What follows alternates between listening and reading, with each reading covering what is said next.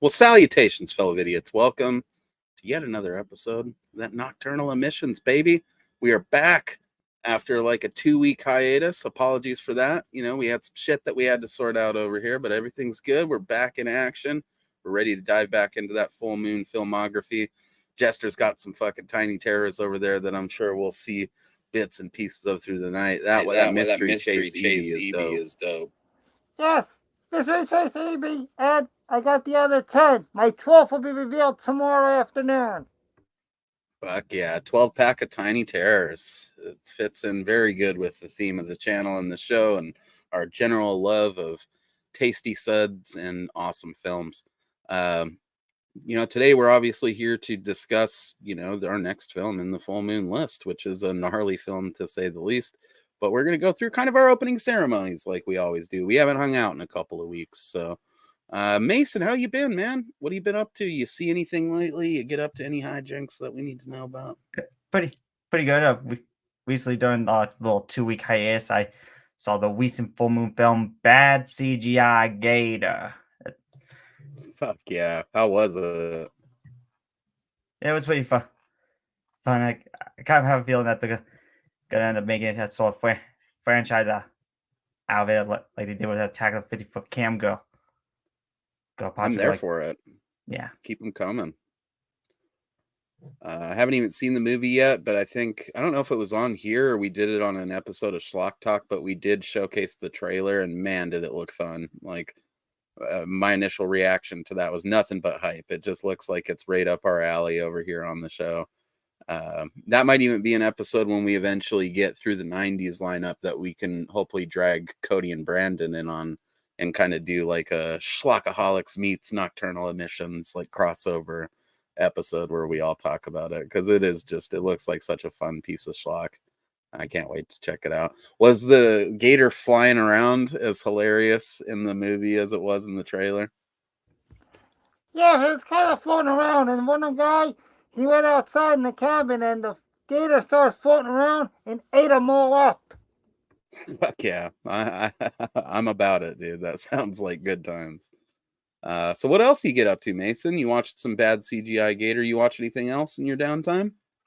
Actually today this morning, part of our little 25 Christmas marathon, me and my mom watched Krampus. Fuck yes. Brilliant film, dude. It's by the same guy that did Trick or Treat, isn't it? Yeah. Yeah, I love both of those movies. Absolute staples of the holiday rotation here. We're about due for our revisit of Krampus. We watch it every year as a family. Like, even my mom and my dad get in on it. We love Krampus a lot around here. I'm honestly, has Full Moon ever did like a Krampus movie? I feel like the holiday stuff that they've done has pretty much just been centered around their own properties, right? Like, they've never really ventured outside of that to do a... I wouldn't kick a Full Moon Krampus movie out of bed. I think I'd fuck with that. I don't know. What do you guys think? And yeah, the Michael Dougherty's Krampus itself is technically in a way a full moon flick. It has some full moon influence in a sense with the killer toys and the gingerbread man. You can't argue that the gingerbread man gives you some ginger dead man vibes. No, yeah, not at all. And some of the other creatures kind of give you a bit of a demonic toys feel to them too. Especially the tree topper angel that becomes like all demonic and shit. Absolutely. Isn't there even like a fucking evil teddy bear in Krampus? Yeah, teddy bear and a Jack in the Box. Mm-hmm. And there's also a robot. Oh yeah, the Jack in the Box swallows that kid. Yeah.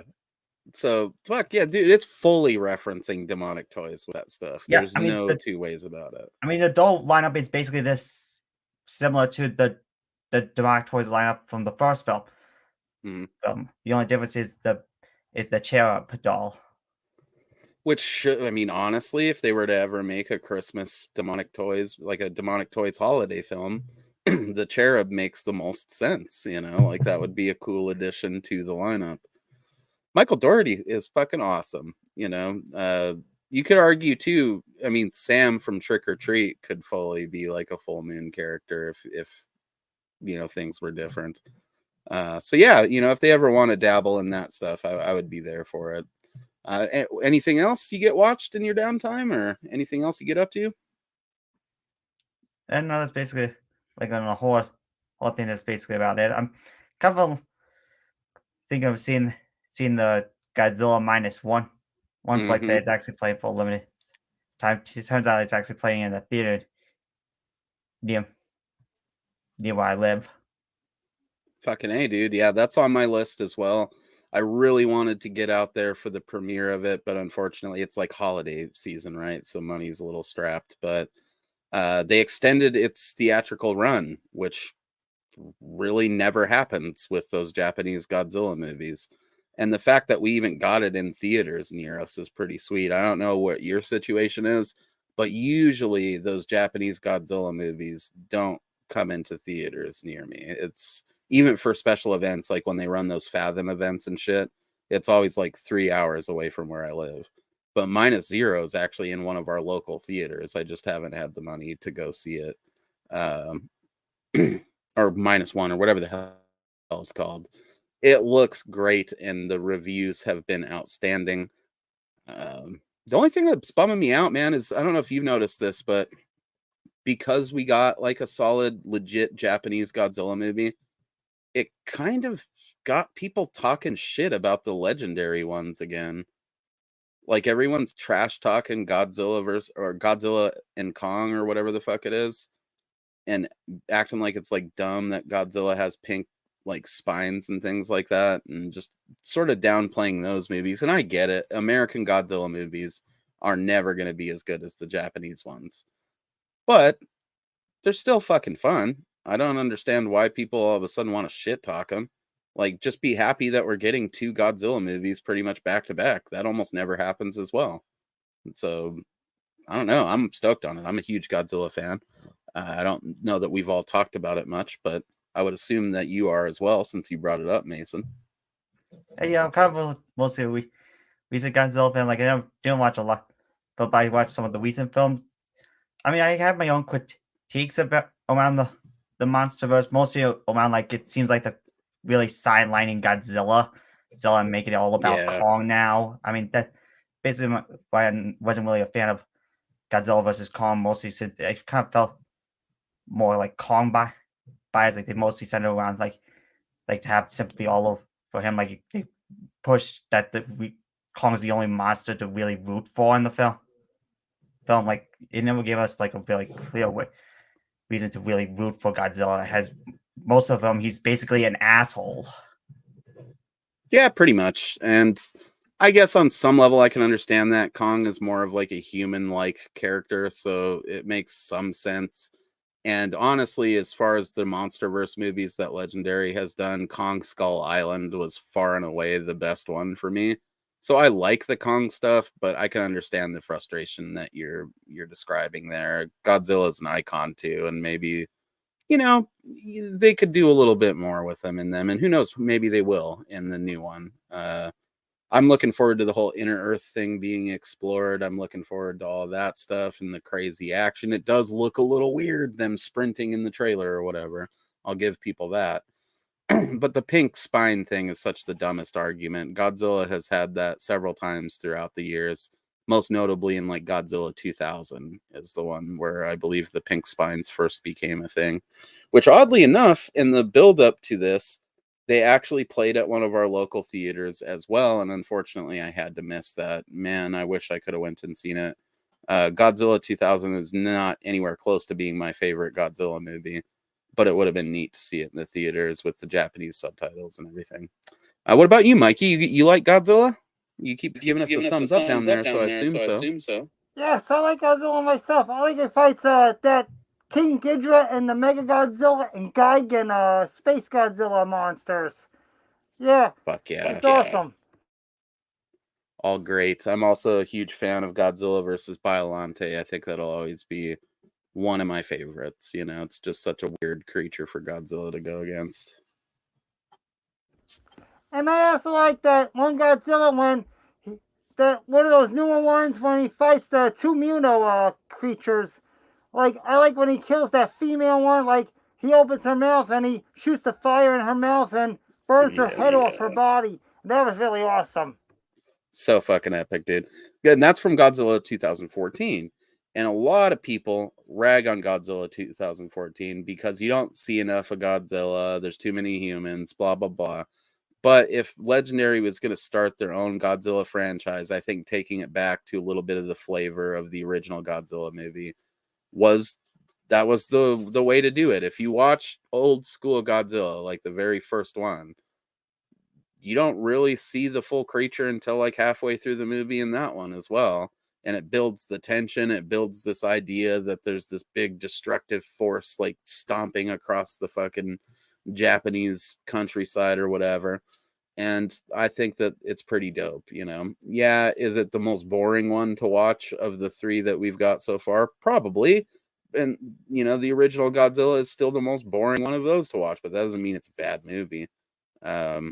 People just needed to adjust their expectations a little bit. I think my favorite scene still in Godzilla 2014 is where just Godzilla coming ashore creates like a fucking tsunami because the creature is so like he's so massive. Just the force of him moving through the water towards the shore makes a fucking tsunami happen and destroy shit, you know, which is such a perfect way to juxtapose the destructive force of Godzilla against the massively destructive force of something like a tsunami, which we already know is intense, but it's nowhere near what Godzilla can do, you know. So cool. I love the Legendary movies. I love Godzilla in general. There's been some turds. I think if I had to pick a favorite Godzilla movie in general, it's always going to be the original Godzilla versus Mothra. That has a special spot in my heart. And then the first King Ghidorah movie, I think, is also always going to be a big deal. But I love all the 90s stuff, the Millennium stuff, and I'm stoked for the new shit coming out. What about you, Mikey? What have you been doing, man? I mean, other than collecting tiny terrors and being a bingo fucking master or whatever, you've been watching anything? You've been getting into anything?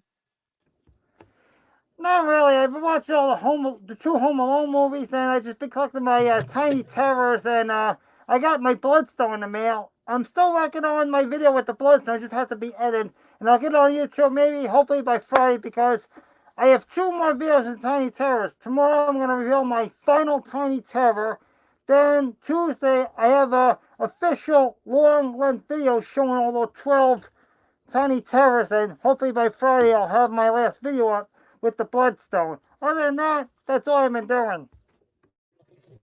Fuck that. You can't scoff at those Home Alone movies, man. I really love both of those. My buddy Forrest, who's been, you know, semi-regular on the channel over the years, just today went and saw Home Alone 2.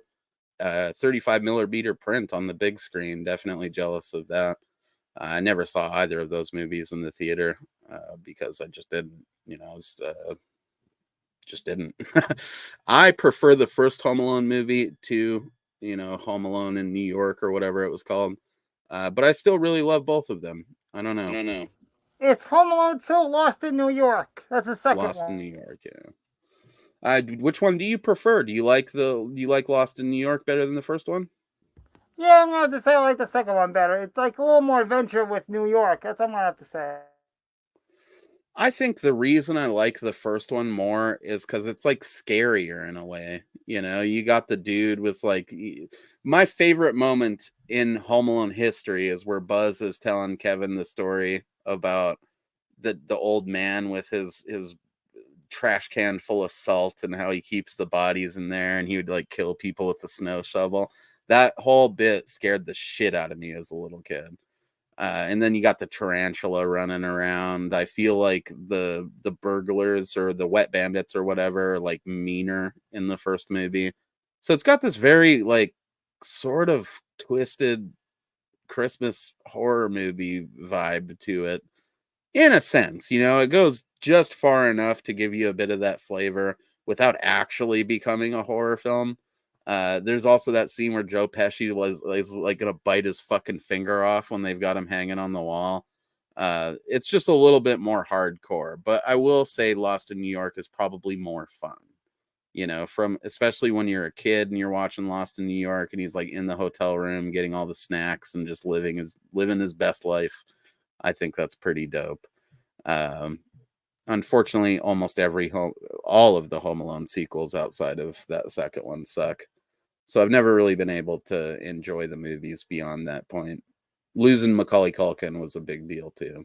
You know, he was kind of what made the first two so awesome. So I don't know. You like the Home Alone movies, Mason? Hey, yeah, I like the Home Alone movies. Actually, Home Alone is actually a part of the planned 25 Christmas marathon. We haven't really got to that yet, as we kind of ended up randomizing them. That's why we ended up watching Krampus today. Right on. What's some other stuff that shows up typically on your guys' holiday marathon? Basically, some of the Wink and Back classic films. Some we have seen had, which are Rudolph and Frosty. We already watched Santa Claus Come to Town and Year Without Santa. There's also Elf, Jingle All the Way, Polar Express, and The Muppet Christmas Carol. We kind of ended up having to choose like one adaptation, though we kind of cheated as we kind of had the recent Christmas film Spirited, as that is kind of different from the usual Christmas Carol storyline. Right on, dude. That's already a solid lineup right there. We've been doing the Rankin and Bass thing for sure. My mom and me and the daughter went through like 5 of them the other day. We did Rudolph, we did Frosty the Snowman, Cricket on the Hearth, we did dude, honestly, I forget the other ones. I was smoking a bit of weed when we were doing it. So I don't remember exactly all 5 of the ones we watched, but we watched 5 of them in like one day. It was pretty dope. In terms of like movies, Home Alone tends to show up on ours. Krampus, like I said, is a yearly ritual for my family anymore for probably the last 5 years at least. Santa's Sleigh with old Bill Goldberg of WCW fame is one that for at least the last 3 years we've watched every single year. Obviously Black Christmas. I'm pretty much responsible for putting the horror films on the list, you know. And then the family chooses whatever else. Usually we watch the Santa Claus or some other bullshit that my mom and the kid chooses, and I'm just the one who's like plugging the horror into the thing to make sure that we've got that going. Either you guys ever see Santa's Sleigh? No, I never saw it. I saw the trailer for it. It was basically like in that Santa is basically like the son of Satan. He once a long time ago he made a deal with this angel. They play this game that kind of led him to basically just bring joy to the world. But then after 1,000 years, the deal's off, and now he's back to his old killing psychopath ways. That's 100% it. Like Santa was always an evil entity, but he lost a game of curling against this friendly angel. So he had to spend 1,000 years bringing joy to the children, but then it finally ends and he's able to go nuts. It's got a bit of that like small town charm, kind of like you get in Gremlins. Some awesome stuff. I especially love how Santa's sleigh is not led by reindeer, but it's led by a buffalo, which is pretty cool. And Bill Goldberg is just kicking ass the whole time. I'm sure you guys are familiar with Goldberg from wrestling and things like that. But it is nice to see him playing Santa Claus. Not something I ever would have thought we would see, but man, am I glad that we got it. Another one that I tend to like to plug in is A Christmas Horror Story, which is an anthology film that they did where it's several different horror stories set during Christmas, with like this wraparound of a zombie virus turning all the elves at the North Pole into zombies. And Santa obviously has to battle them along with Krampus, and it's pretty fucking sick. So if I had to give you guys 2 Christmas horror films that I think you would especially like, definitely with, you know, our love of full moon movies and sort of whimsical hijinks like that involved, I would say Santa's Sleigh and A Christmas Horror Story are 2 that you guys should check out this holiday season for sure. Other than that, I haven't been doing much. I've been gearing up to read some comic books because it's been a little while since I've done any proper reading. Mostly Creepy Magazine, Vampirella, old school stuff that I've been meaning to get to for a while. But I got some newer stuff on there like Saga. And then typically once every couple of years, I'll go and find like CBR.com's list of the 10 best horror comics from the previous year. And I'll go through those. So likely what I'm going to do this year is go through the 2022 list of the best horror comics from that year and see what I like from it. You never know. I found some really cool stuff doing that in previous years. I think one of the best ones I found in recent years was this one called, I think it's called Stray Dogs. And it's about like this group of dogs that live with this guy. And sort of long story short, they end up realizing that this dude is a serial killer who has been abducting each of these dogs from the people that he kills and bringing them home to live with him. But because they're dogs, they only remember stuff for a certain amount of time. So they've kind of forgotten that this guy killed their masters and brought them home with him. And then they end up figuring it out. It's cool. It's cool as fuck. And they've done some spin-offs to it, which I'm sure will be showing up on, the newer lists. So I'm looking forward to that as well.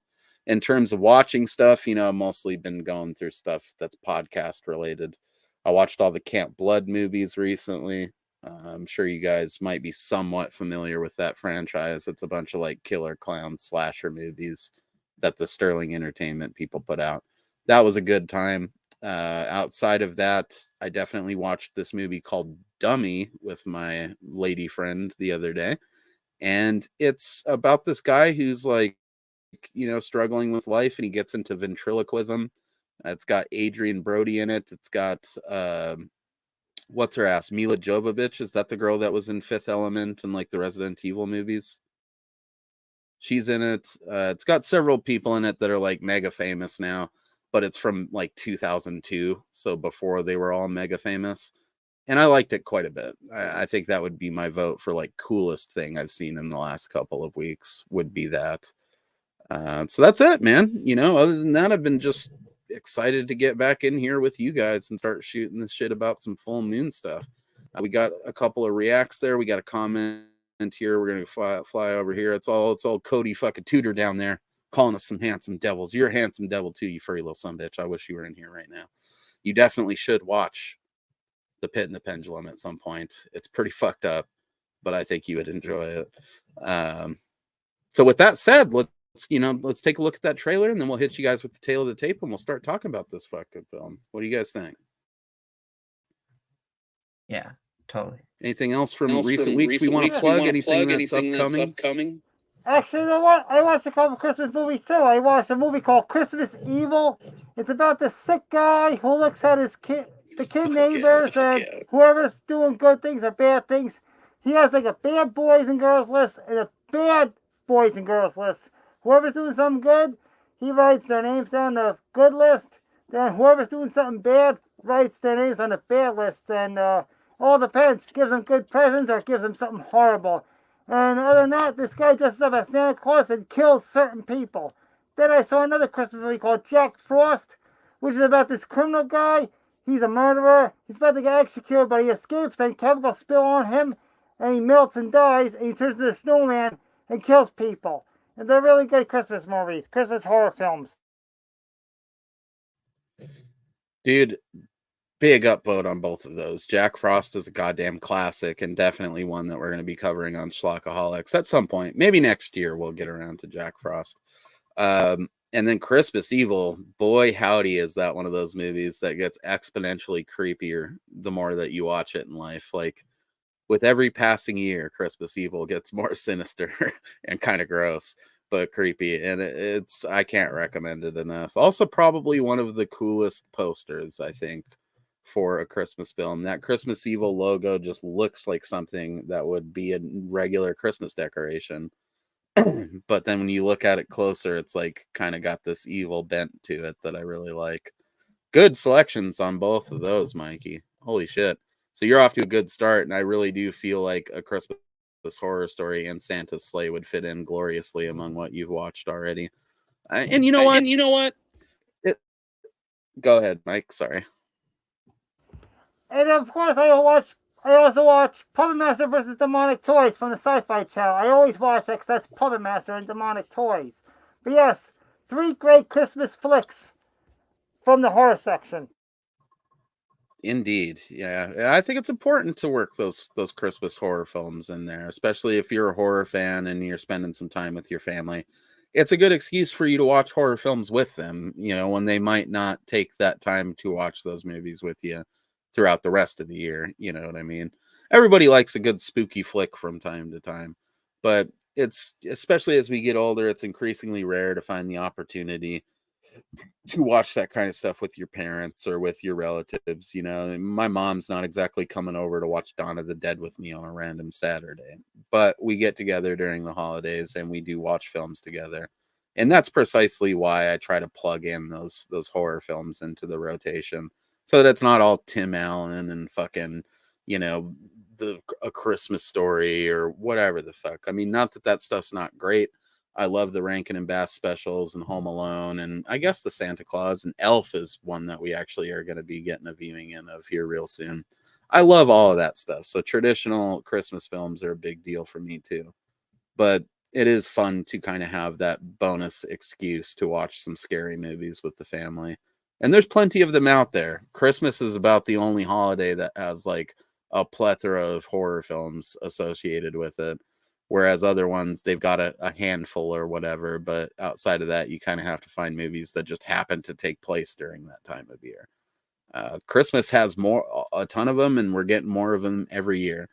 If you guys are familiar with It's a Wonderful Life, we just got a Shudder original like slasher movie this year called It's a Wonderful Knife that I'm hoping to check out at some point this month. So yeah, and we just got that movie Thanksgiving from Eli Roth, so we got another Turkey Day horror film that we can look forward to. I didn't watch it this year and probably won't because it's not seasonally appropriate anymore, but I'm looking forward to checking it out for next year. You guys check out Thanksgiving? Not yet, but I think if I find the time, I might check that out. It seems pretty interesting.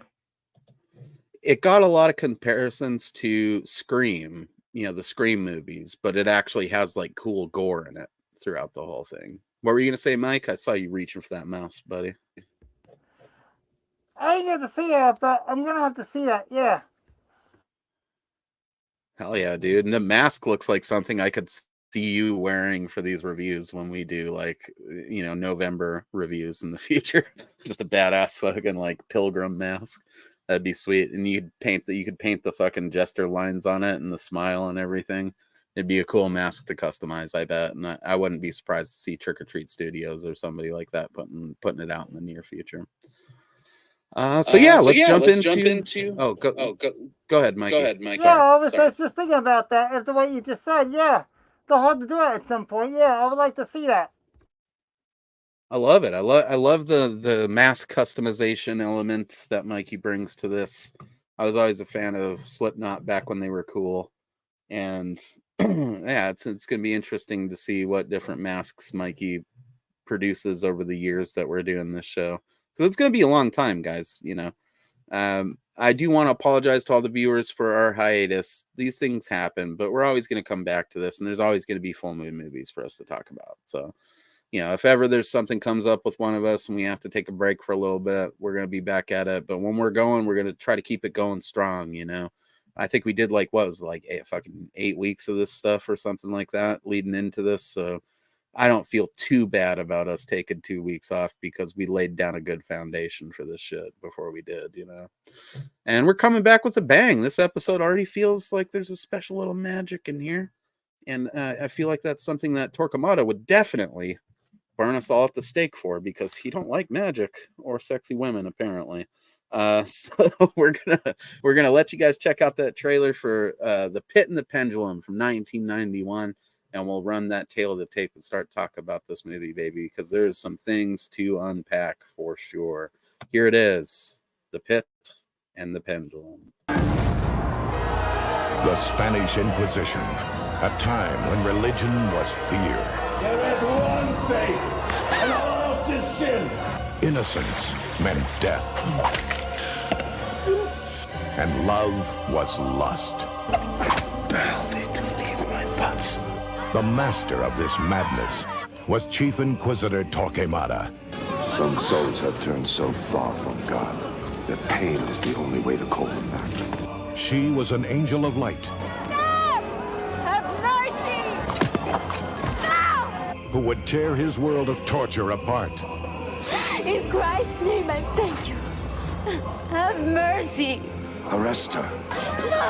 Maria is like an angel. Satan was an angel. Take me into the castle and direct me to the dungeon where they keep the women accused of being witches. You love me. Let down or he dies.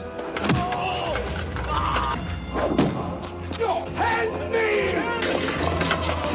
Stay back!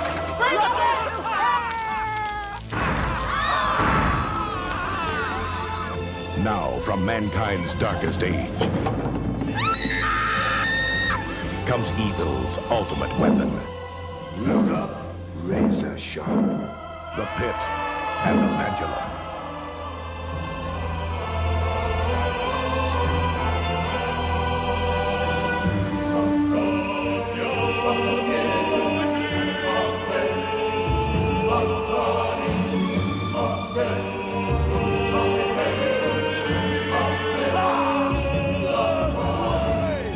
Stuart Gordon, the director of Reanimator, and Edgar Allan Poe, author of The Raven, create a new vision of classic terror. The Pit and the Pendulum. Starring Lance Henriksen from Aliens and Near Dark, Jeffrey Combs of Reanimator, and the Devil's Oliver Reed. The Pit and the Pendulum. It's a slice of history.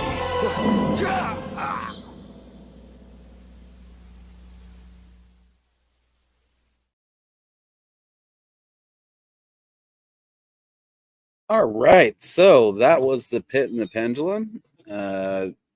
Obviously this is a full moon film. It came out in the year of our Lord, 1991. It was directed by Stuart Gordon, based on the 1842 short story by Edgar Allan Poe. Interesting fact, okay, we just happened to choose this weekend to come back and discuss The Pit and the Pendulum, which is a Poe story that they've adapted for this, right? It's a remake of a Vincent Price movie, or you could say a different adaptation of the short story that also had a feature film starring Vincent Price. Last night on fucking Spenguli, they played The Raven starring Vincent Price, also adapted from a Poe short story. So this is basically destiny that we came back today to do Pit the Pendulum. I wish I could say that I planned that. I didn't even know that The Raven was getting played until last night, and we already had plans to come back this week. So it's just pure happenstance, but it's cool. It's a cool occurrence of like things kind of lining up, again, this was directed by Stuart Gordon, based on a screenplay by Dennis Powley, who has done some other full moon stuff in the past. It was produced by Albert Band, Charles Band, and Michael Catalano. Stars Lance Henriksen, Rona DeRicci, Jonathan Fuller, Jeffrey Combs, Tom Towles, Stephen Lee, William J. Norris, Francis Bay, and Oliver Reed. Had cinematography by Adolfo Bartoli. Not the first time in this series that we put our peepers on something that dude shot. It was edited by Andy Horvitch. It had music by Richard Band. Honestly, I think one of Richard's best scores that he's ever done for a full moon movie. Absolutely fucking phenomenal. I think they have a standalone CD of this, don't they, Mikey? And I'm pretty sure I own it. Yes, I do have a CD soundtrack of the movie myself. I have a CD of it. Yes, I'll have to show it at some point. Right. It was distributed by Paramount Home Video, of course. This was in the heyday of Full Moon having just disposable income so that they could put everybody up in a castle while they shot the fucking movie. And boy, does it have a good effect on the final product. It was released on June 27th of 1991. It's got a cool runtime of 97 minutes, which normally we would say is a bit long for a Full Moon movie, but for Pit and the Pendulum, I think it does work. It had a budget of $2 million, and it only made about that can't be right. That it says that it only made $3,000 in the U.S. box office, and I feel like it's just impossible that it didn't rent more than that. What do you guys think? I mean, fuck, this had to have been rented more than $3,000 worth of times. It has Lance Henriksen from Alien. Yeah, I can't think It's a Stuart Gordon film. Given it had more, been rented more. Boy, that is kind of weird. Very weird. I'm not sure I trust Wikipedia on that. That's why there are, channels that do like Wikipedia fact or fiction segments, because you can never fully trust what they say.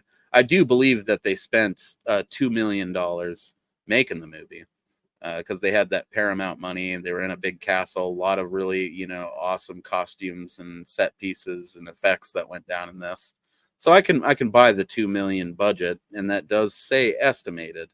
But the $3,331 for the U.S. box office just does not make any sense. Unless they're counting only times it played in a theater over here and not video rentals and everything like that. I don't know.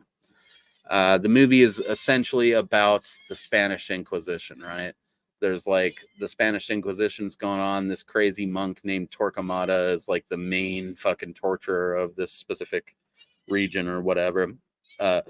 He's in the process of doing like his tortury mad monk, like, Spanish Inquisition shit. And this girl, I believe her name is Maria, played by Rona DeRicci, ends up intervening when he's like ordering the flogging of some young boy or whatever. And he's, Torquemada's attracted to her, but because he's out of his fucking mind with like religious fervor, he assumes that the reason he's attracted to her is because of witchcraft and nefarious fucking dealings. And so he orders her arrested, and he's going to basically put her through the Inquisition until she admits that she's, stimulating his manly urges with her witchcraft. I guess we'll start with you, Mason. When did you first see this film, and what was your, what's your history with it? What was your initial impression of it when you saw it?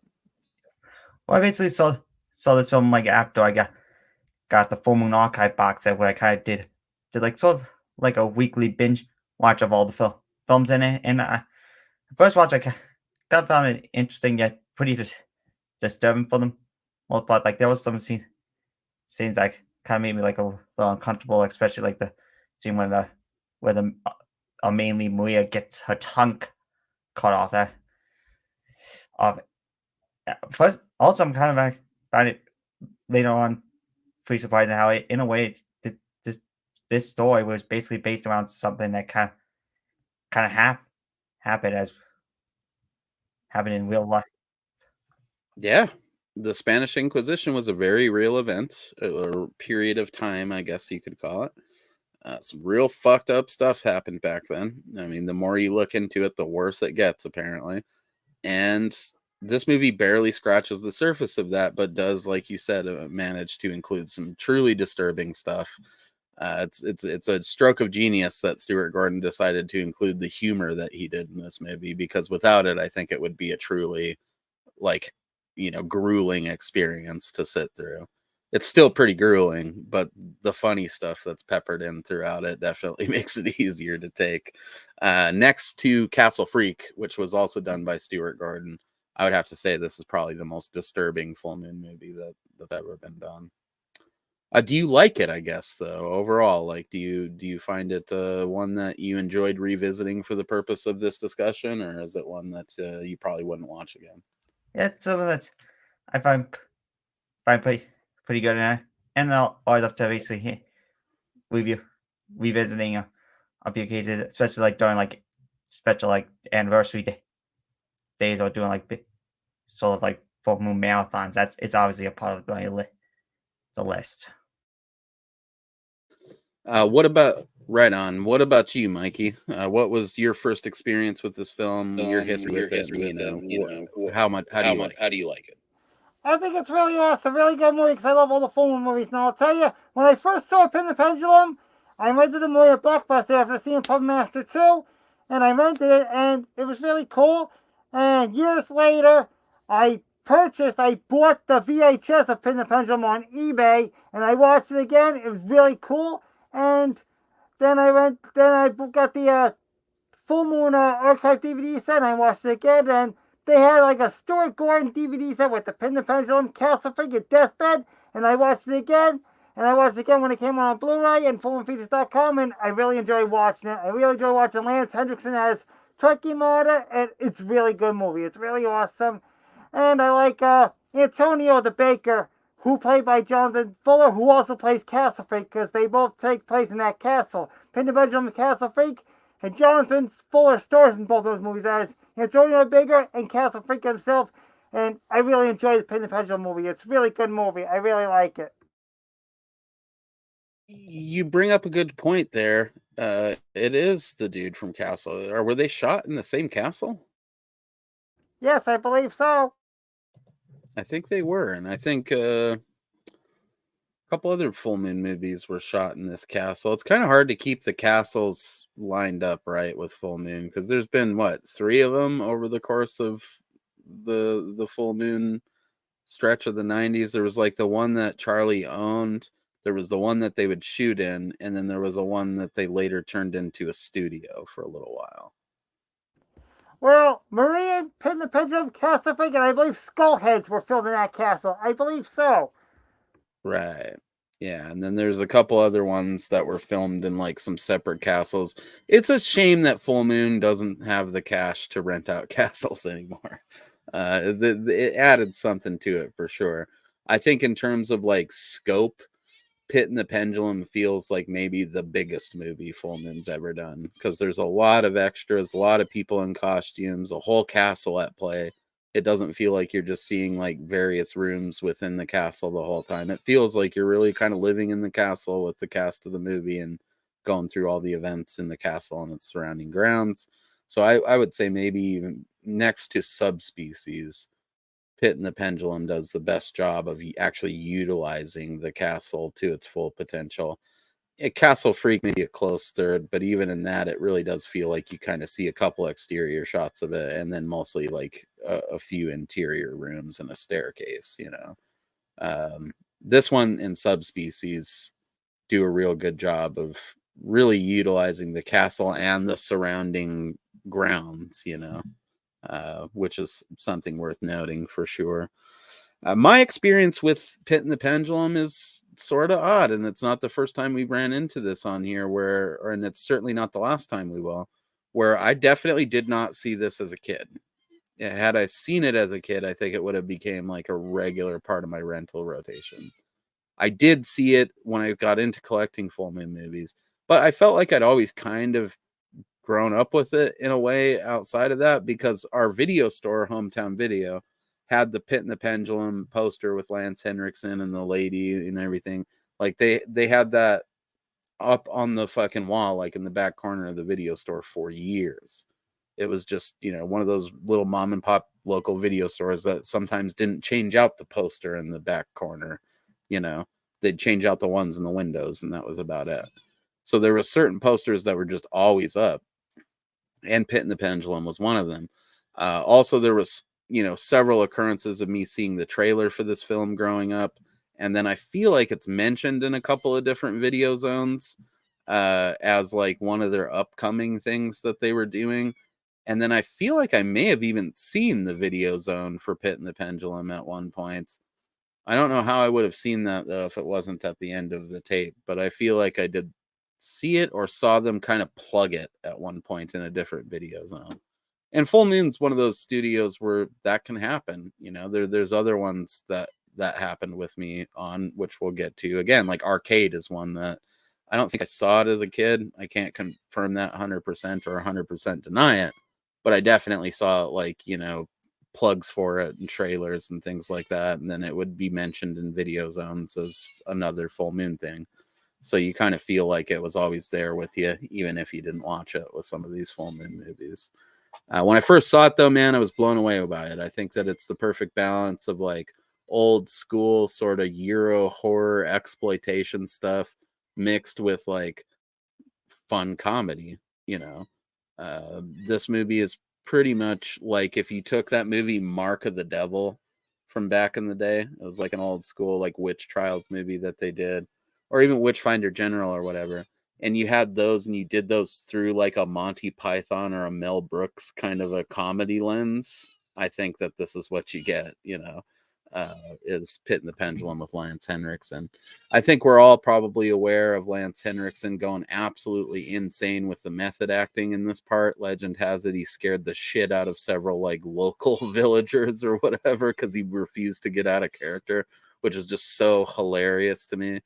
And man, is his performance in this absolutely like, it's whatever you call it, like spellbinding. You're spellbound by him the whole time. Like he's just weaving this magical insanity. I think it might be my favorite Lance Henriksen performance if I had to choose one.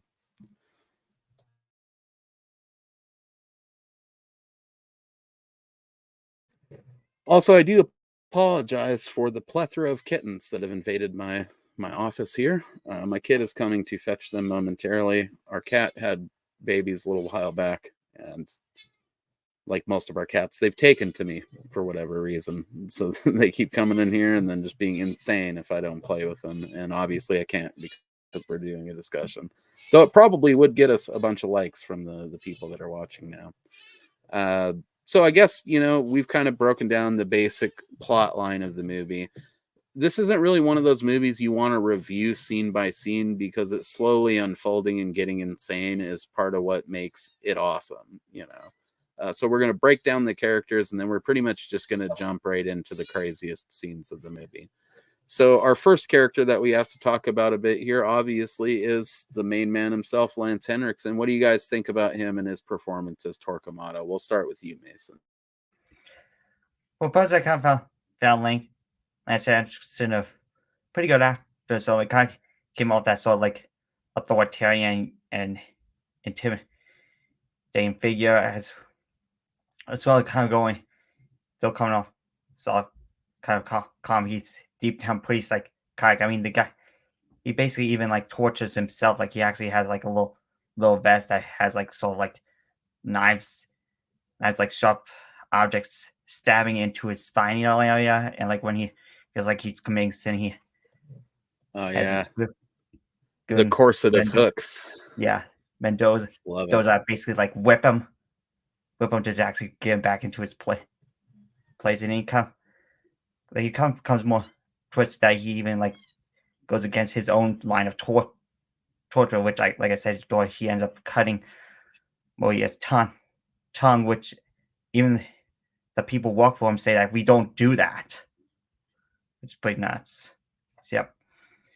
Anyway, it kind of comes off as one of Fulmer's more sort of realistic and imposing antagonists in their films. Yeah, man, because again, you hit the nail on the head. Like Torquemada, I'm not familiar with the whole history of this. Obviously, we're not Poe scholars or people that are super educated about the Inquisition, but I feel like the dude may have actually existed. And even if he didn't exist by name or whatever, dudes like this for sure existed. I mean, that's just fact. There's, so I fully second that. He's maybe their most sinister fucking villain they've ever had in a movie. Because almost everything that took place in this is shit that was really happening in real life at a certain point in history. What about you, Mikey? What do you think, old Torquemada? I like how you said that.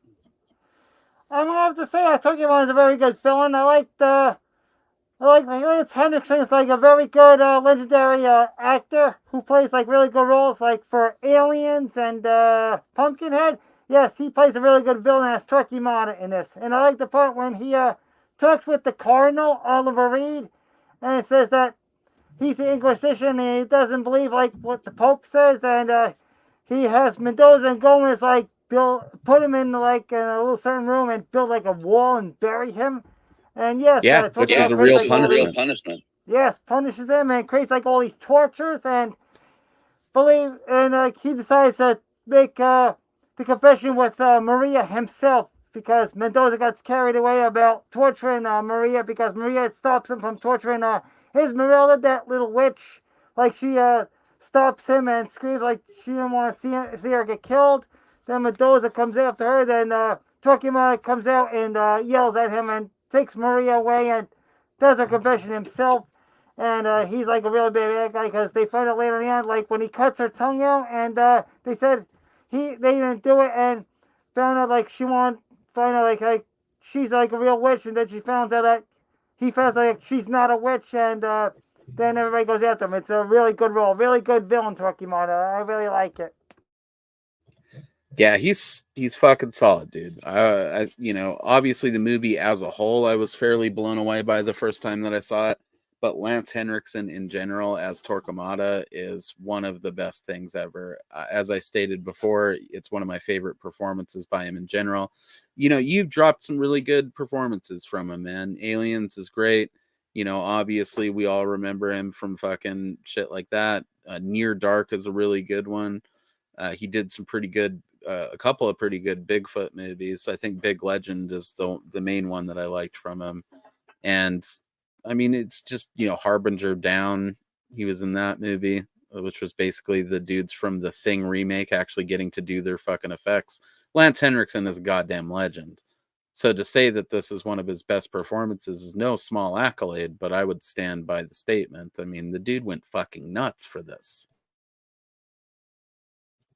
It's got a bit of like a fucked up Phantom of the Opera vibe, and that this dude is like clearly some monster that kidnaps this girl that he's in love with, but it's like the most twisted love story you could ever imagine, like he's ashamed by how this girl's hotness, because she is pretty fucking hot, that Rona DeRicci. Her hotness makes him tingle in his dingle, so it just infuriates him, and he decides that he's gonna fucking Inquisition her ass to make her like confess to her feminine wiles, pretty much. It's fucked up, dude.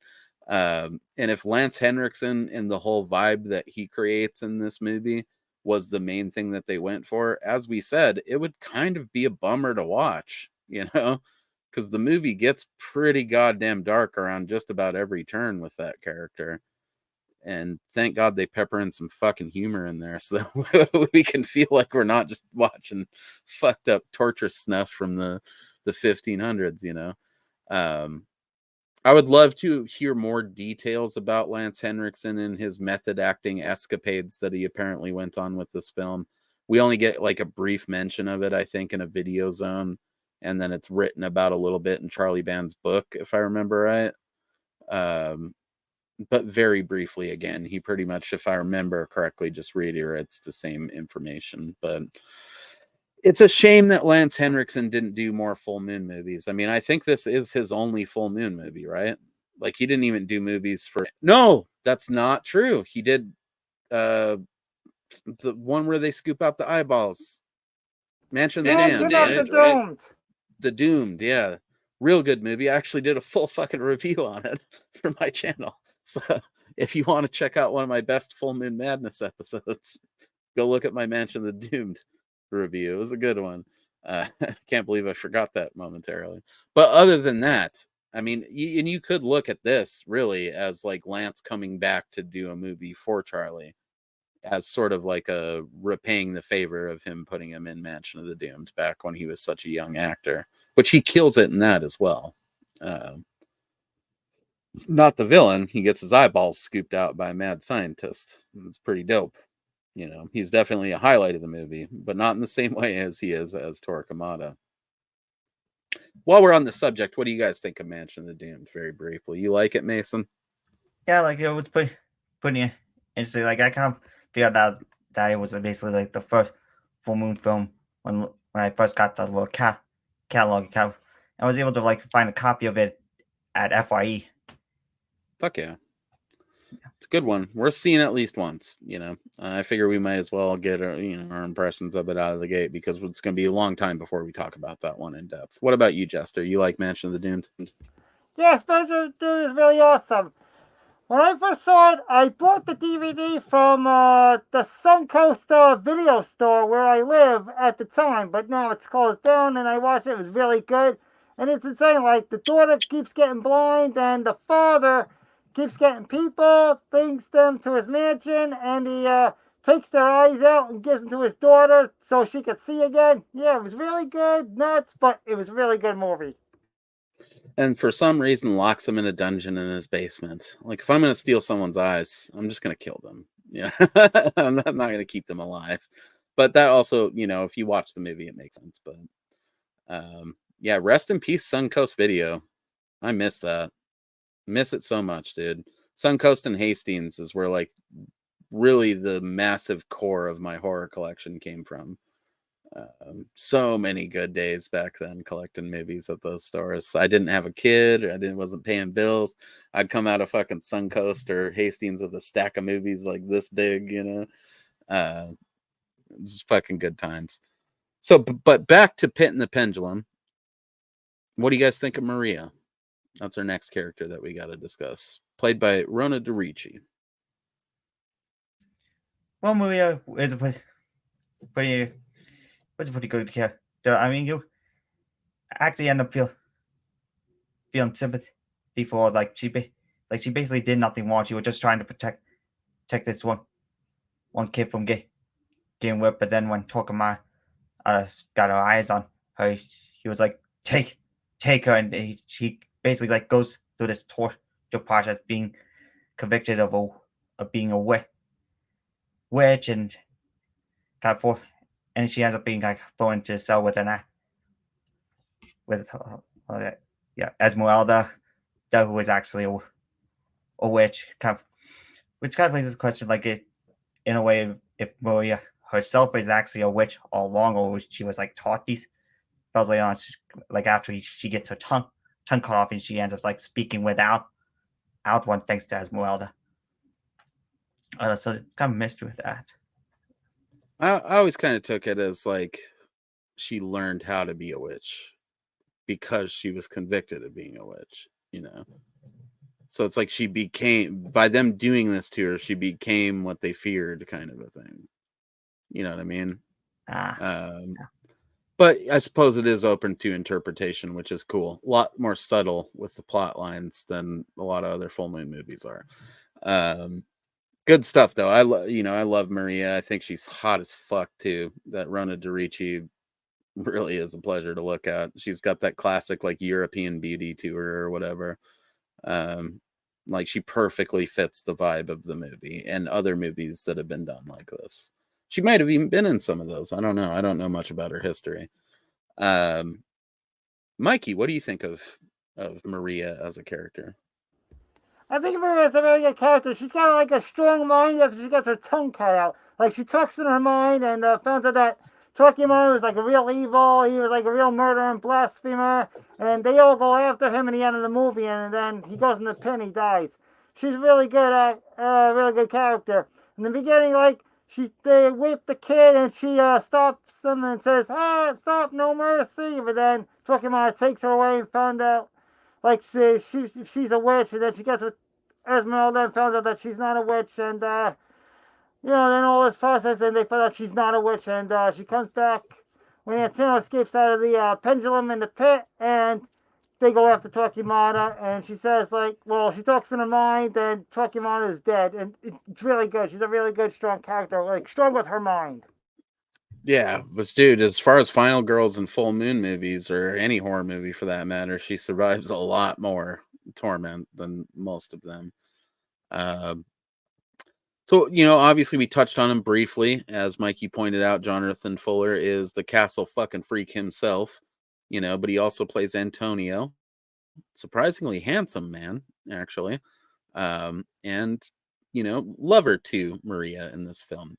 And I want to say right out of the gate, I don't really have many notes to add on Maria. I agree with everything you guys have said, and I would add she's real fucking hot.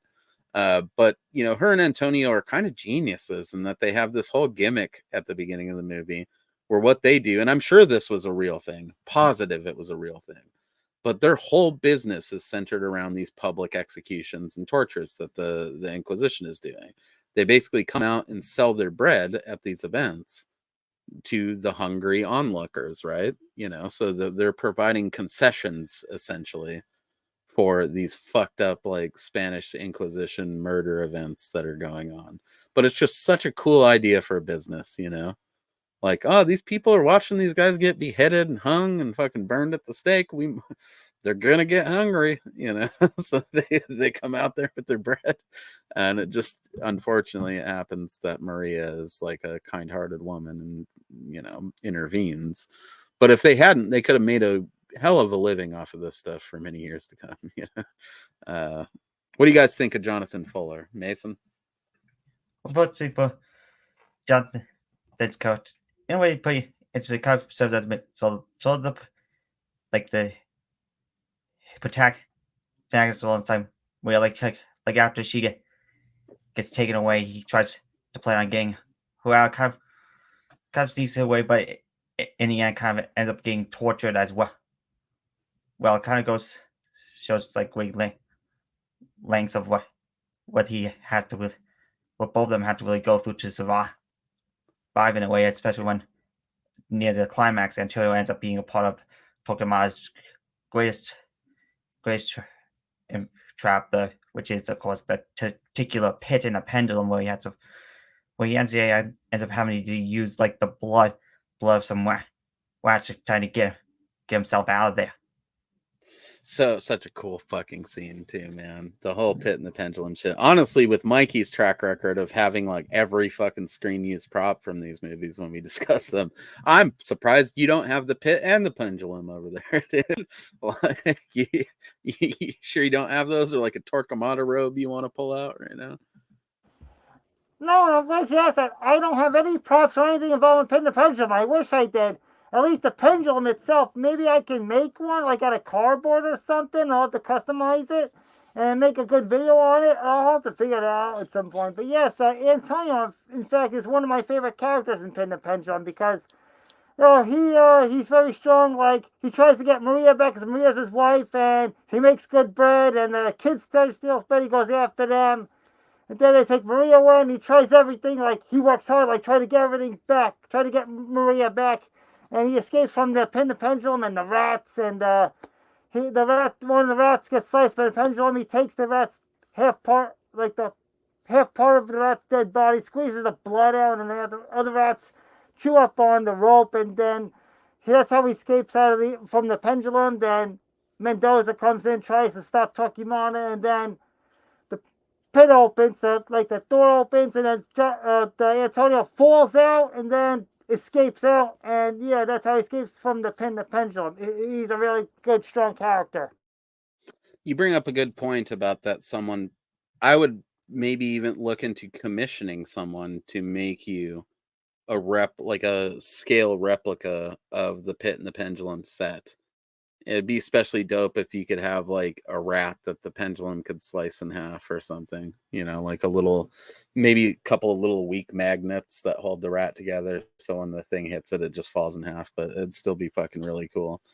Yeah, I like Antonio a lot, man. He brings a cool sort of adventure swashbuckling aspect to the movie too, that adds some fun into the proceedings so that it's not just a torture porn exploitation movie. Like Antonio's whole quest to rescue Maria is really the bulk of the movie. And I think it's all played out very awesomely. He becomes almost kind of an action hero by the end of the movie, which is pretty cool. Not something you expect from a film like this. You know what I mean? Personally, growing up watching a lot of stuff like Mark of the Devil and like those like Euro-exploitation films, I expected both of them to die by the first time that I watched this movie. Like, I figured it was going to have some tragic, depressing fucking ending, but it really goes in a different route, and I think that's to the benefit of the film. It makes it a lot more fun to watch. And Jonathan Fuller in here actually getting to show his face and be fully present as like a main leading character in the film is pretty cool. And it's so neat that, Stuart Gordon decided to bring him back later on for Castle Freak and bury him under a bunch of makeup and severed dicks and things like that, and make for truly one of the most grotesque creatures that Full Moon has ever birthed. Obviously, we have Frances Bay, the legend, as Esmeralda, the actual witch of the movie. What do we think of this character, Mason? Well, personally, Esmeralda was a pretty cook. It's a character. Kind of shows that like a mentor / companion to Maria, who ends up actually teaching her her witchcraft ways. In a way, kind of a different route for like early stages of witches. Like she doesn't from her look, she kind of comes off as one of those crazy psychotic wicked witches, but mostly she's just a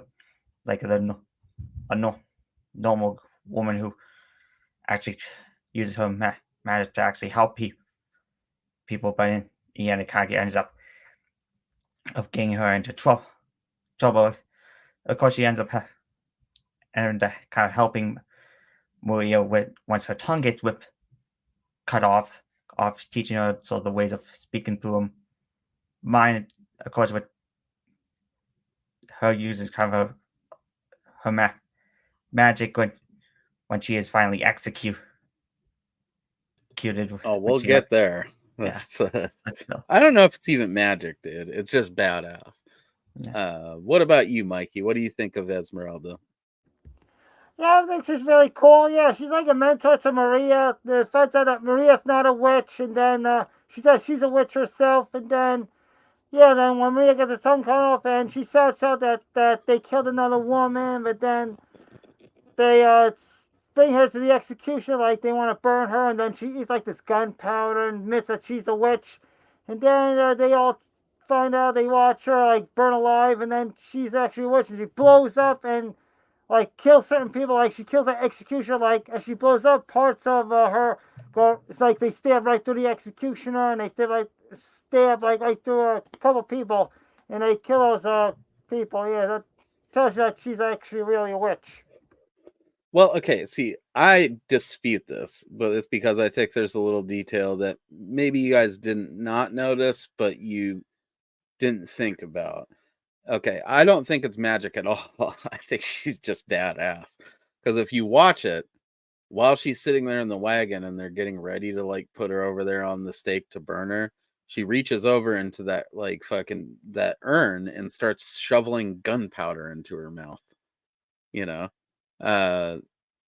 Maybe not what they understand to be gunpowder, because I don't think there's any guns in this movie. No, there's cannons in it, so they know what gunpowder is, and I'm pretty sure that's what it is one of those things that has like gunpowder for cannons in it. So she's shoveling all this gunpowder into her mouth as she's waiting to be executed. And then when they execute her and they burn her at the stake, the gunpowder inside of her ignites, turning her essentially into a human bomb.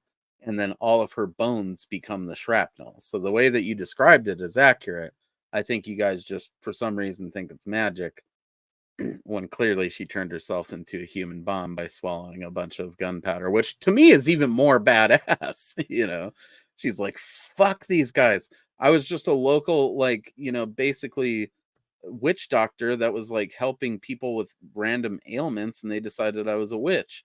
So I guess I'm going to show them, you know, I'm going to fucking make like one big last spell. And she just swallows a bunch of gunpowder and blows up. It's fucking awesome. And the bone shrapnel is the coolest thing in the world. If you were paying attention when we played the trailer, they actually do showcase that pretty prominently in there. It's one of the best scenes of the movie. So last couple of characters we really have to go through in terms of people that move the plot along is Mendoza and Francisco.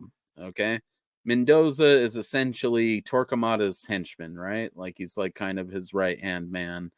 They have a real weird relationship, illustrated by the scene where Torquemada decides he needs to be flagellated for his sins. Okay, because he really wants to bang Rona Dorici. So this is the scene where he reveals that he wears like this girdle that's covered on the inside by all these hooks that are constantly like pulling at his flesh, because he's constantly punishing himself for his urges and his sins. He pulls that off. He finger blasts Mendoza's crucifixion wound, which is just one of the weirdest fucking scenes in any movie ever, where he's like finger banging the thing and Mendoza's like, ugh. You know, like you can't tell if he likes it or if it's like causing him pain. It's fucked up, you know. And then he proceeds to smash and like vase on the ground, kneel in the broken glass, and pray while Mendoza whips him with a cat of nine tails. It's pretty fucked. The whole sequence, you know. So this gives you, and I mention it because it really illustrates the relationship between Mendoza and Torquemada throughout the movie.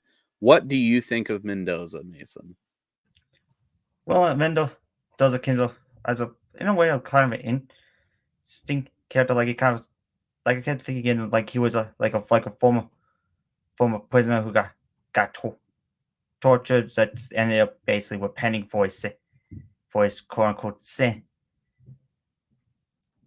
or seen innocent. Now he works as Torquemada's right hand man and so these torturing process, and in a way it's kind of like if he actually just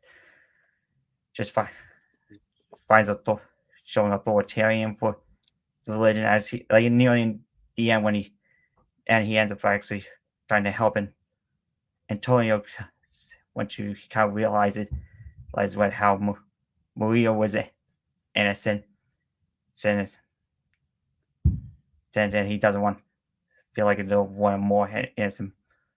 But so in a way, it's kind of like more like a morally gray character overall. All which it could said to so like most of Torquemada's followers. What about you, Mikey? What are your thoughts on old Mendoza?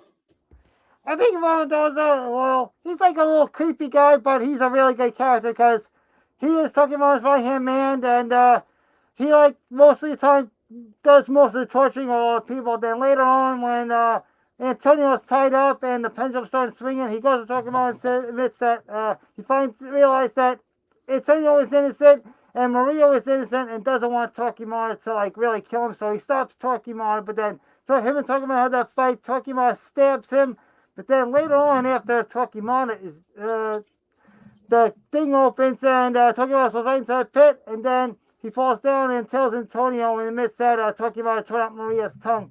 So he's like a really good character. He's like good and bad because he's bad, but then he's good, and then yeah, he's a really good character. And he was innocent at one point, and he was tortured and became a torturer and admit that they were innocent and didn't want the murder to happen.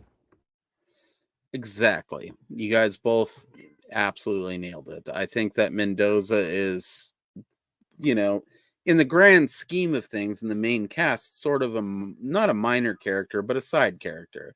But without Mendoza, there's a drastic lack of realism in the film. He brings realism to it in the fact that, much like the Jews, during the Holocaust that were participants in the Holocaust and killing other Jews, it shows how, like, through crazy events or circumstances, or in some way Stockholm syndromes or different things like that, the abused can become the abusers. They can become complacent in the activities, even start believing in it themselves and participating in it with some level of enthusiasm, but then he also brings it full circle, Mendoza does, with illustrating how even if you're sucked into it on that level, it doesn't mean you're totally without redemption. You can be that dude that ends up involved in that shit for a while. As Mason pointed out, it was really his main means of survival was going along with this thing, but it did feel like he started to believe it after a fashion. And then, eventually through seeing how fucked up it is through the, the Maria and the Antonio situation, he's kind of snapped out of it and realizes, like, oh fuck, I'm on the wrong side of this. I need to try to help. And I think that that's really cool. We needed a sympathetic character in this movie other than just the people that are being tortured, because that's a little too easy. And I think, Mendoza works really well in the film for that purpose. And again, with the finger blast and the crucifixion wounds and the flagellation and everything, Mendoza is a key factor in one of the most disturbing scenes in full moon history. So, yeah, one of the most disturbing scenes I've ever seen in a horror film, if I'm honest. That whole fucking bit there is one of the weirdest things ever, especially him, of all that twisted shit, him kneeling in the broken vase glass to pray while he beats his ass with that cat of nine tails. It just really seals the whole deal. I mean, Stuart Gordon was not fucking around when he put this together. And cheers to, Charles Band and everybody involved at Full Moon by running that shit uncut, It doesn't feel like they tried to really intervene or make the shit more fun than it needed to be. The movie is exactly as fun as it needs to be, which is fun enough that it doesn't take away from how disturbing it is too. So, and then our last character is Francisco, played by Jeffrey Combs, who we all know from Beyond, Reanimator. What's the one that he did? The short film, The Preacher one for Full Moon. Mikey, you know exactly what I'm talking about. The evil clergyman, I believe, and he was also in Castle Freak. He was in Castle Freak as well as the titular drunk dad who accidentally killed their kid. And he's also in Lurking Fear. He played Dr. Haggis, who was also drinking, and he also smoked. He had alcohol and nicotine. Yeah, he was the drunk ass fucking like reverend guy in that movie. And man, is that a good performance by him as well. So right along with Stuart Gordon, Jeffrey Combs has definitely had a storied career with Full Moon over the years. I wouldn't say this is my favorite from him of those films, but it's a fun comedy relief character, you know, which again goes back to the recurring theme in this conversation of the fact that this movie is so fucked up that for it to be fun to watch, you needed some comedy relief. And Jeffrey Combs was really kind of like the master in charge of that whole thing in the movie, you know. It's a perfect sort of, again, like sort of a middle ground between like a Mel Brooks and a Monty Python thing. That's the way that I always describe it to people. Like if you took those two things and you mixed it with like some sleazy Euro horror exploitation stuff, that's what you get with Pit and the Pendulum. Would you agree, Mason? Yeah, pretty much. He kind of serves as like the main sort of comic relief, as he's not involved in like the torturing of the victim per se. He serves as basically like the squire, basically writing down sort of like the judgment of these victims. He basically gets caught in like in the middle of the event, so like the things that happen between the characters. So in a way, he's also like with Mendoza, he's sort of like a morally gray character, as he's basically just doing his job. He's not like like having these people torture per se, especially like in the end when he actually decides to let Maria and Antonio go after the other.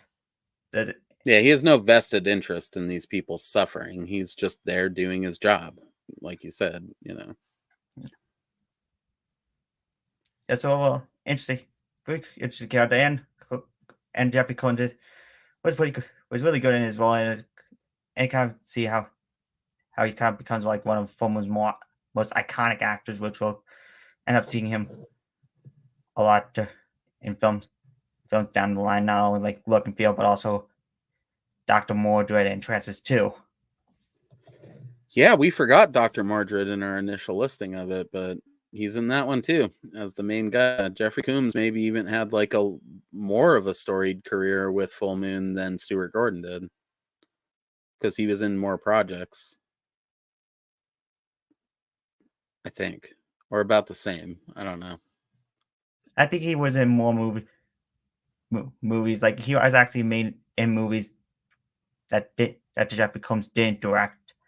Like I think most of the times he actually was in like almost every Full Moon flick that Stewart directed, but he actually been in some films in which Stuart Gordon wasn't director, like Dr. Mordred and Trances 2, in which Charles Band directed those films. He is in Trancers too. That's right. He's like one of those sidekicks to the main villain. That's fucking... I forgot about that until you just mentioned it right now. That's crazy. So what about you, Mikey? What do you think of old Jeffrey Combs in this movie? I think he's a really good character, Francesco. Yes, like he goes by the book and does everything like by the book, for the book, with the book, and asks like if they're witches or warlocks, and if they admit, they get tortured, and let's say if they're like free to go, he goes by the book and tells them like they're free to go, and then they go. Yeah, he's really good. Yes, a really good character.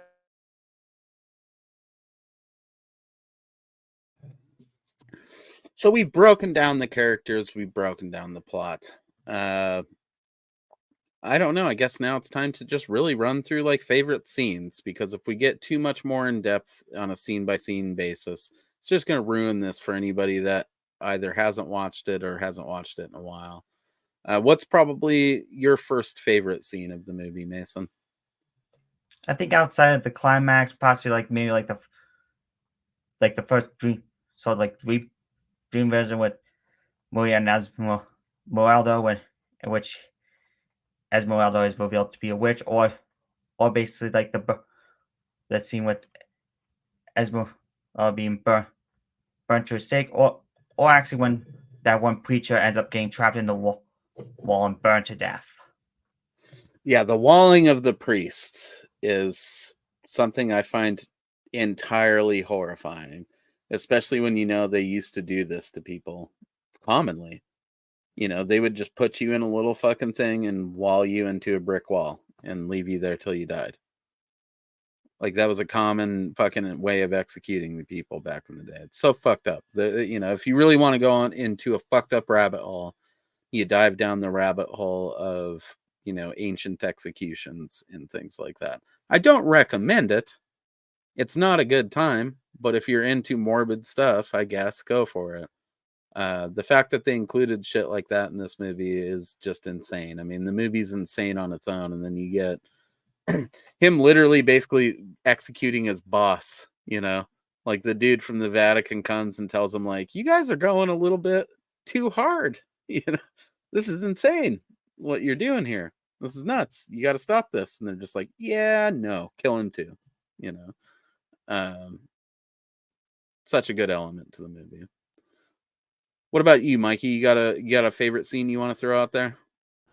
Oh yeah, favorite scene is after Maria gets her tongue cut out, they send her back to the room, and then Francesco, played by Jeffrey Combs, then Gomez, the Undertaker, and Dr. Silas, whatever they call him, he finds out that her tongue is cut out, and he goes, "You're idiots! Why did you tear her tongue?" And Gomez is like, "Oh no, we didn't. We didn't do tongues." And Francesco, played by Jeffrey Combs, goes, "Of course. How could they confess if they don't have tongues?" That scene kind of cracks me up. Then they find out and they figure out that, oh, Torquemada must have done it. The next person that dies becomes an enemy of the church and gets tortured, and they find out it was Torquemada that they cut out Maria's tongue. Yeah, that scene kind of cracks me up. Yeah, I like that scene. It's funny. Nice. Like they said in the video zone, those three are basically like the three stooges of the film. Yes, that's what they said. Yes, that's.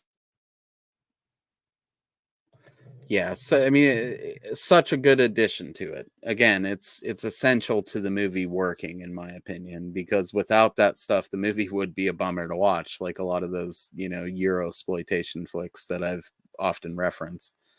A lot of those aren't fun. Watching Mark of the Devil is not fun, you know. But you watch this movie and it somehow does all of the twisted shit that those movies do, but adds like a dark sense of humor to it that makes it a good time to watch. My favorite scene in the movie, I mean, you know, it fluctuates. I like all of the ones we've mentioned. I'm a big fan of Esmeralda turning herself into a human bomb. I'm a big fan of all of the swashbuckling in the film. I'm a real big fan of like the pit and the pendulum itself. I think it looks awesome in this movie, but it looks like it looks pretty awesome in the Vincent Price one as well. I don't know. I'll have to really give it a proper watch at some point. And maybe one of these days I'll read the short story. I think my overall favorite scene in the entire film, though, has to be just the absolute apex of fucked upness in the movie, where Torquemada takes, you know, he calls Mendoza in there and takes off his fucking weird little girdle of hooks and kneels in the broken glass while that dude whips him with the cat of nine tails. But the real peak weirdness in it is where he just casually starts finger banging his fucking crucifixion hole, you know, and Mendoza is like having some sort of weird spiritual orgasm. That part of the movie really fucked me up. And I saw this movie semi recently compared to you guys, and it still left that much of an impression on me. It's fucking messed up, dude. So that would be my vote for like the craziest scene in the film. And you guys got any closing thoughts on The Pit and the Pendulum? Would you recommend it to friends? Is it the type of movie you'd pull out amongst mixed company, or would you save it for those nights where you have a friend that you know is like really into some fucked up stuff, but you haven't seen it yet. I don't know. Well, plus I basically recommend it to not only Full Moon fans, but also Stuart Gordon fans, and possibly even Edgar Allan Poe fans. Especially if they might have saw the older film with the same name, which I think was directed by Roger Corman. I'm not sure, but still, I highly recommend it.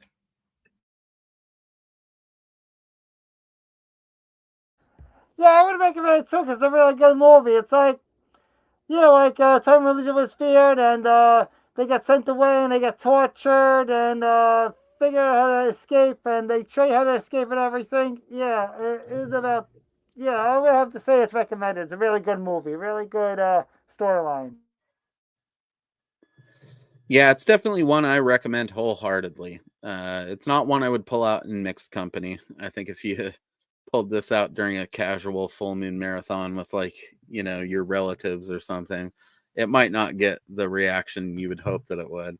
But it's definitely one that I would show like genre fans, dudes that I know that are into some fucked up movies, but maybe haven't seen it.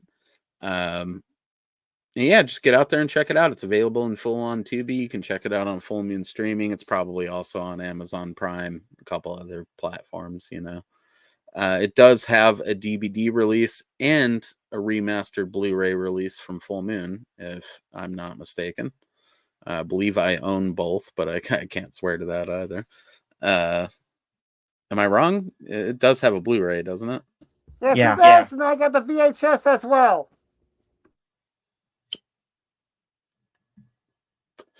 So, as you know, Mason said, whether you're a Full Moon fan or not, if you're a fan of Stuart Gordon, Lance Henriksen, Jeffrey Combs, Eurosploitation films, the Spanish Inquisition, or torture porn, you definitely need this in your collection. It's and if you're just a fan of good, like I would even honestly say like horror comedies, because I do think that Pit and the Pendulum, although it is more extreme than most of them, does fall very narrowly like into the realm of horror comedy. I do believe that it's funny enough that you should own it if you like that stuff as well. Am I wrong? I mean, would you guys disagree or? I actually agree, yes. Yeah, me too. You got to have it, man. I mean, if you want like, you know, Spanish Inquisition, Three Stooges shit, sign yourself up for some of this action. So our next film on the list, I mean, I think this kind of does it for Pit and the Pendulum. But our next film on the list is definitely one that is near and dear to all of us, and that is going to be The Puppet Master 3, baby. We're going to be talking about this, hopefully, with several special guests that join us for it. I don't know why the poster's not on the screen yet. Maybe I didn't click it right. There it should be. You know, Puppet Master 3. Yeah. What's that? Yeah, I see it. It's right on the screen. I see it. Yes, it's right here. Me too. Oh, sick. Thank you. I think that we all agree Puppet Master 3 is the one that everyone's been waiting for as far as the Puppet Master reviews go. Definitely all of us have been anticipating it. I mean, the first two were fun and they were great to go through. I think we did them all sorts of justice, but this one is going to be fucking awesome. So definitely join us for that. Next Sunday, we'll be cranking that thing out. Again, hopefully with some special guests. And then after that, we've got Subspecies. And this actually might be the next in order one that closes out the year for us. Our couple of week delay there kind of prevented us from hitting all the ones that we wanted to do. But, you know, we're not going anywhere, man. We're gonna keep plugging away at this. Outside of that, we do have a very special guest that's going to be joining us in the near future for our Christmas celebration, which is going to be our Trancers 1 and 2 discussion. I'll reveal the special guest to these guys off air, but you guys will find out about it at a later date.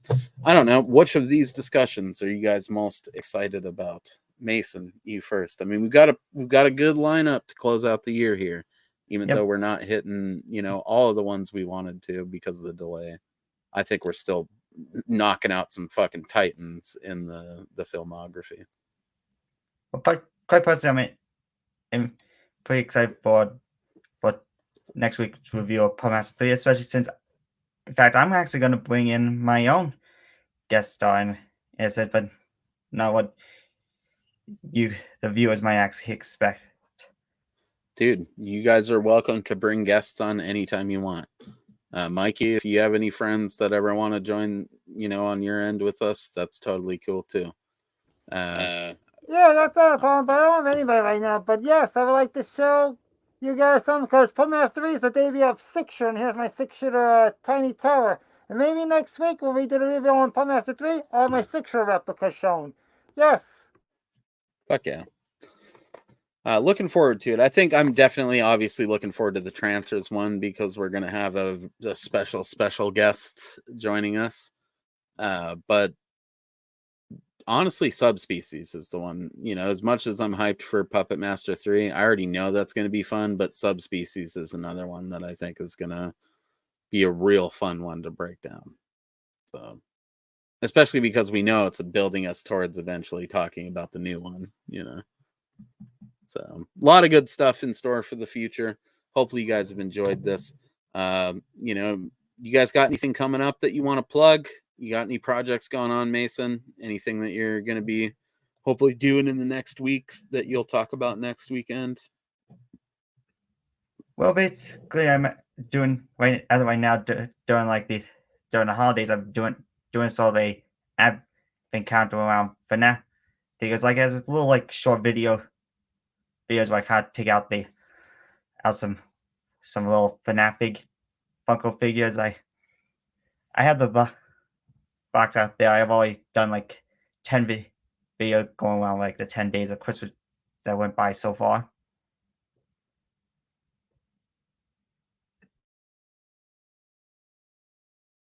And mic's off. I don't know what you're saying. Your mic is off.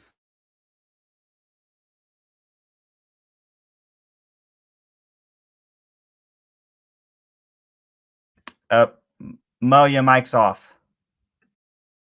Yeah, Mo, your mic is off. We don't know what you're. It sure is. So you got any content planned for the next week, Mikey? What you got going on? That's what I asked. As a matter of fact, tomorrow I'm going to reveal my 12th and final Tiny Terror, like I mentioned before. Here's the one I revealed today, the Mystery Chase Eevee. And yes, I'll have another video. Then I got another video on my new replica of the Bloodstone. Yes, I just got the Bloodstone in mail. I filmed, I edited it. It just has to be on YouTube, and it'll be on YouTube during the week. Yes. If you want, I'll give you a little sneak peek. I'll show you my Bloodstone replica right now. Here it is. Oh, shit. That is so fucking rad, dude. Yep. I want that so quickly. Yes, you guys are the first one to see it. That was a sneak peek, but the official video will be on YouTube by the end of this week. Maybe by Wednesday, Thursday, by Friday, definitely, because it just needs to be edited. I just filmed it because it's out of the box.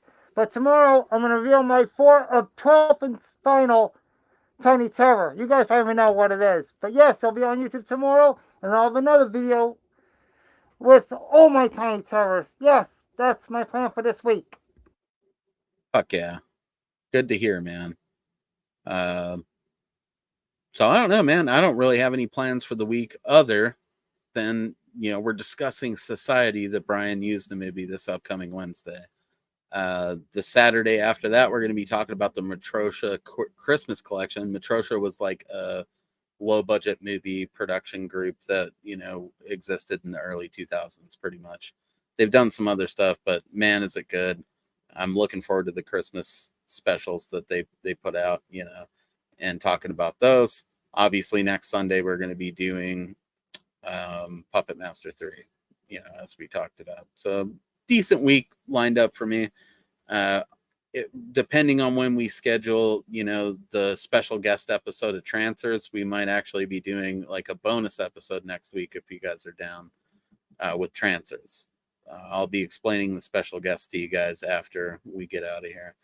But man, is it a good one. And it's going to be a good episode. So that'll pretty much be our Christmas celebration for this show.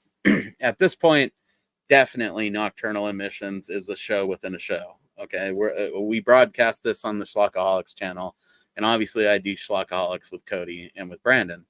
But Nocturnal Emissions is me and these dudes, you know, Mason and Mikey. I think we got a fucking, it's the triple M assault, you know, Mo, Mason, Mikey, and we're killing it. I'm having a good time, dude. You know, we've had some technical difficulties during these episodes, and we did have a couple of weeks of, you know, scheduling difficulties, but we're returning with the same vibe like every time, talking about these movies with dudes like these that really fucking know what they're talking about when it comes to this. They live and breathe this shit. I'm gonna have to ask you about that awesome comforter behind you or whatever that is with those Lego people on it, Mikey, because it looks awesome. I love doing this shit, and I'm looking forward to every single one of these. So stay tuned. We're going to be back with much more of this shit in the near future. And, you know, hopefully, you know, Mason's special guest that he plugged a little bit ago is what I'm thinking it's going to be. Is it a person that's not normally alive? Well, basically, not really a person, but more or less like a creature. That's Okay. like you guys might know who I'm talking about, but the people at home might not. Yeah, that's why I wanted to lay that little hint out there, because I think it's going to be pretty fucking cool. So yeah, definitely looking forward to that. Thank you guys for watching. Mikey, you got anything for the people before we go? I'd like to say thanks for tuning in, and I'll see you all later. Definitely.